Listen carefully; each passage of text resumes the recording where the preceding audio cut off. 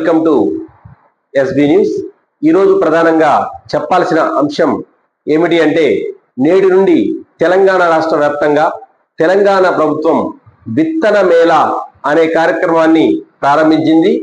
June 23 నుంచి June 30 వరకు రాష్ట్ర వ్యాప్తంగా అన్ని రైతు వేదికలలో వరి విత్తనాలను పంపిణీ చేస్తున్నట్లుగా వ్యవసాయ అధికారులు తెలియజేస్తూ ఉన్నారు.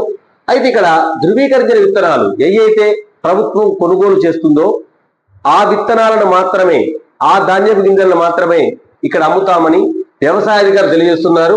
ఒకసారి BPT 5204, RSS 15048, HMT Sona, KNM 7715, WGL 44, జై శ్రీరామ్, కేఎస్ఎం 1638 వంటి వరి వంగడాలు అందుబాటులో ఉంటాయని తెలియజేశారు.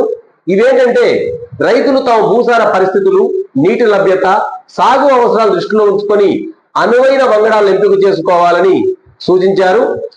ఇప్పుడు ఈ ప్రభుత్వం చూపించిన ఏదైతే వంగడాలు ఉన్నాయో వరి వంగడాలు, అవన్నీ రైతు వేదికల్లో అందుబాటులో ఉన్నాయని వ్యవసాయ అధికారులు తెలిపారు. ఖచ్చితంగా ప్రభుత్వం వాటికి ధర కూడా నిర్ణయించింది. ఖచ్చితంగా అన్ని కేంద్రాలలో ఎక్కడైతే పెస్టిసైడ్ షాపులు అయితే ఉన్నాయో అక్కడ ధరల పట్టిక ఏర్పాటు చేయాలో వైపు చెప్తుంది. అలాగే రైతులు ఎవరైతే రాష్ట్ర వ్యాప్తంగా కొనుగోలు చేస్తున్నారో తప్పనిసరిగా రసీదులు తీసుకోండి. నాణ్యమైన విత్తనాలు మీరు లభించాలి అంటే రైతులు మోసపోకుండా తప్పకుండా రసీదులు తీసుకోండి. ఎందుకంటే పినపాక మండలం ఏజెన్సీ ప్రాంతం, అలాగే భద్రాద్రి కొత్తగూడెం జిల్లా కూడా ఏజెన్సీ ప్రాంతమే. ఎందుకంటే రైతులు చాలా అమాయకంగా ఉంటారు కాబట్టి దళారులు ఈ సందర్భంలో నకిలీ విత్తనాలు అంటగట్టే అవకాశం ఉంది.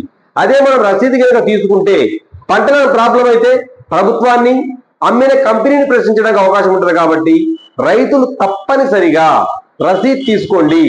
అలాగే మీరు ఎక్కడైతే ఫెర్టిలైజర్ కొనడానికి కానీ ఈ విత్తనాలు కొనడానికి కానీ వెళ్తున్నారో అక్కడ ధరల పట్టిక ఉందా లేదా అని ఖచ్చితంగా చూడండి. ఎక్కడైతే ధరల పట్టిక లేదో, ప్రభుత్వం నిర్ణయించిన దానికంటే అధిక ధరలు అమ్ముతున్నారో వెంటనే మాకు తెలియజేయండి. ఖచ్చితంగా వాళ్ళకి ఉన్నతాధికారులకు ఫిర్యాదు చేస్తాం. ఆ షాపుల మీద ఖచ్చితంగా చర్యలు తీసుకునే విధంగా చూసే బాధ్యత ఎస్బీ న్యూస్ తీసుకుంటుందని కూడా ఖచ్చితంగా మీకు తెలియజేస్తున్నాం.